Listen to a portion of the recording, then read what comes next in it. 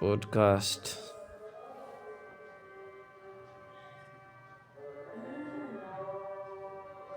Yes, अभी भेजता हूँ। टिफिन क्या था? 426346।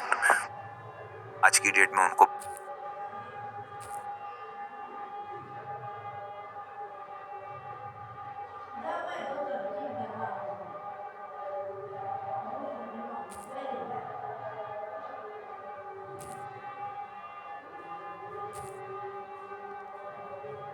You feel that zeal in life कि मैं तो कुछ भी कर गुजर जाऊंगा, जो ये कैफीन का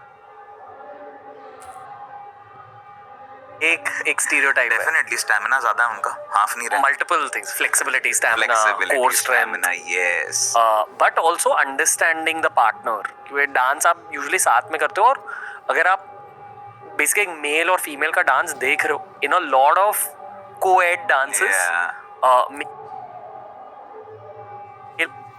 पेनिट्रेटिव सेक्स करना है। ऐसा भी हो सकता है कि अच्छी बात कर ली, you feel inside very nice and you feel very aroused, and उसके बाद you go on to a bed, you do a nice four play.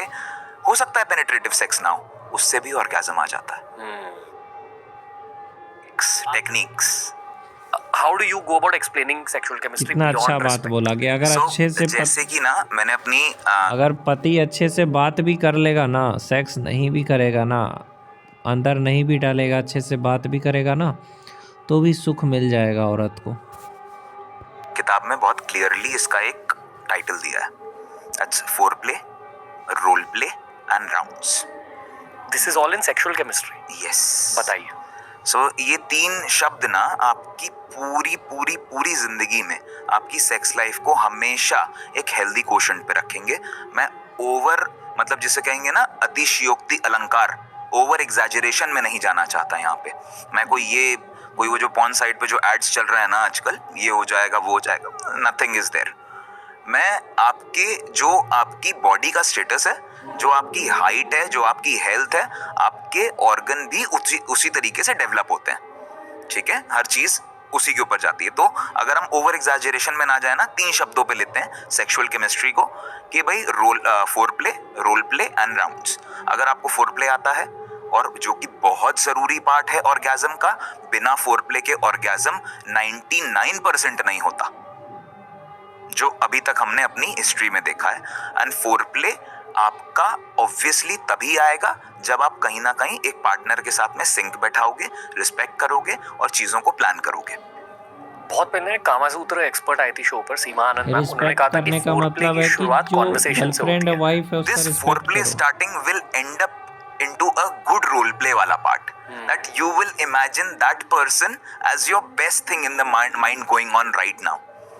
आप अगर कुछ भी बेस्ट थिंग इमेजिन कर रहे हो, वो आपकी राउंड्स डिपेंड करेगा कि आपकी सेक्सुअल ड्राइव कैसी रहेगी। So it's all starts from a cup of T also.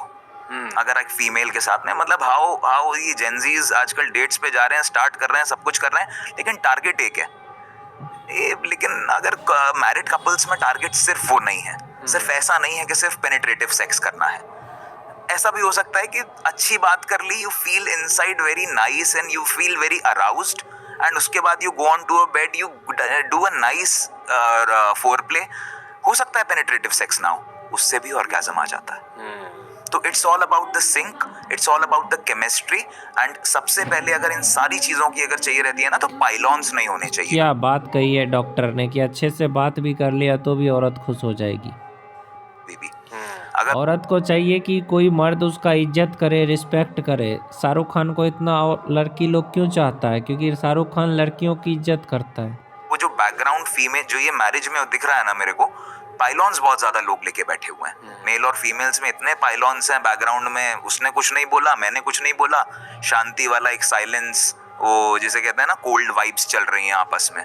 वो कोल्ड वाइब्स नहीं होनी चाहिए। अगर कोल्ड वाइब्स होंगी दोनों पार्टनर के बीच में, कोई डॉक्टर इस दुनिया में नहीं बना है कि सेक्स लाइफ आपकी बेहतर कर दे। पहले वाइब्स का ख्याल रखो। वाइब्स का। अब बात करते हैं कि कितने बार करना चाहिए। ठीक है, एक अच्छे स्टैचर पे, एक अच्छे अगर स्पाउसेस के बीच में या लिव इन में या कुछ भी, तो with good four play, with good sexual stamina, the sex life should go for at least 25 minutes.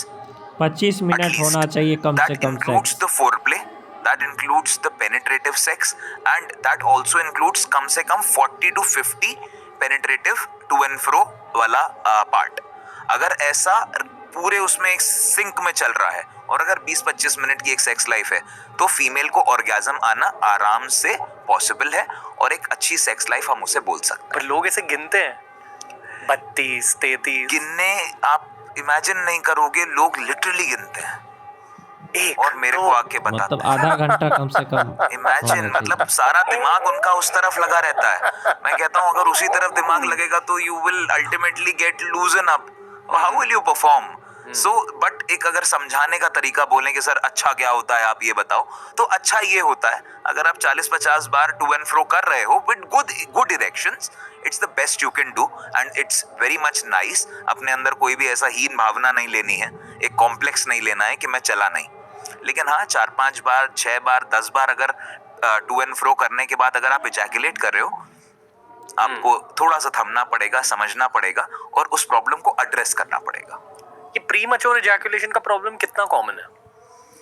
Pre mature का प्रॉब्लम मतलब अगर हम अपनी 100 OPDs की बात करें, 90 people are having this problem of premature ejaculation. मतलब एक सेक्सोलॉजिस्ट के पास मोस्टली लड़के प्रीमैच्योर इजैकुलेशन के लिए आते हैं। अगर एज ग्रुप्स में डिफाइन कर दें इसको कि 30 के अंदर के लोग 95% प्री मैच्योर के लिए आ रहे हैं।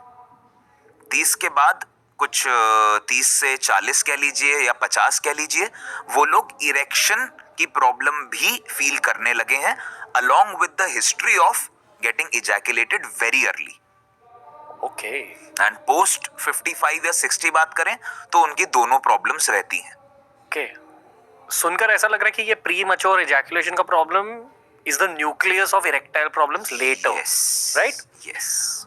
ओके, तो ये प्रीमैच्योर इजैकुलेशन के प्रॉब्लम को सॉल्व कैसे किया जाता है? सबसे पहले इस चीज को ना अपने आप को इवैल्यूएट करना पड़ेगा, अपने आप को समझना पड़ेगा कि भाई प्रीमैच्योर इजैकुलेशन है क्या और होता कैसे है। तो ये चीज क्या रहती है, एक नसें होती हैं ब्लड फ्लो लाने के लिए पेनिस में, एक नसें होती हैं ब्लड फ्लो वापस ले जाने के लिए, और बीच में होती है वीर की नली जिसमें से टॉयलेट भी पास होती है एंड इजैकुलेट भी आप करते हो। सबको पता है क्योंकि सब लोग उस चीज को ऑब्जर्व करते हैं।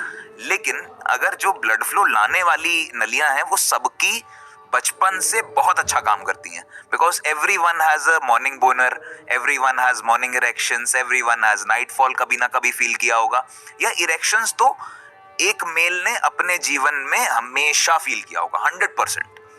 बहुत सिम्टम सिंड्रोम्स वाले बच्चे होते हैं जिनके पीनस बहुत ज्यादा वो नहीं डेवलप नहीं कर पाते, लेकिन वो डाउन सिंड्रोम या कॉन्स डिजीज या अलग अलग सिंड्रोम्स हैं, उनकी बात हटा देते हैं, नॉर्मल मेल की बात करते हैं। सो जो नसें लाने वाली हैं वो तो काम कर रही हैं बचपन से। आप किन्हीं वर्ष बहुत एक्सेसिव मास्टरबेशन या किन्हीं चीजों की वजह से आपने जो वापस ले जाने वाली नसें हैं जो कि आपको ऊपर ही ऊपर जो दिखती हैं, ज्यादा मुठ मारता है उसका आपने उनको नुकसान वीकन ये कर है कि लिया उसका जल्दी निकल एक्सेसिव जाता है। मैस्टरबेशन होता है। Yes, it's a main reason, because veins आप बॉडी पे अगर आप देख रहे हो ना जो ऊपर ऊपर दिख रही हैं blue, all are veins. On the contrary arteries अंदर है। रेड ब्लड जिसमें आता है वो नीचे होती हैं, और ब्लू ब्लड जिसमें आता है गंदा खून वो वेन्स है।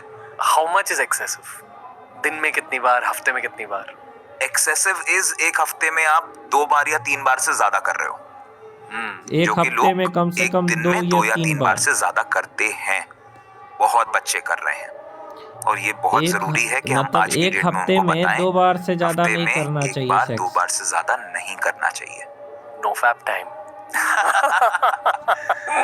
नो फैप टाइम मतलब नॉट टू बी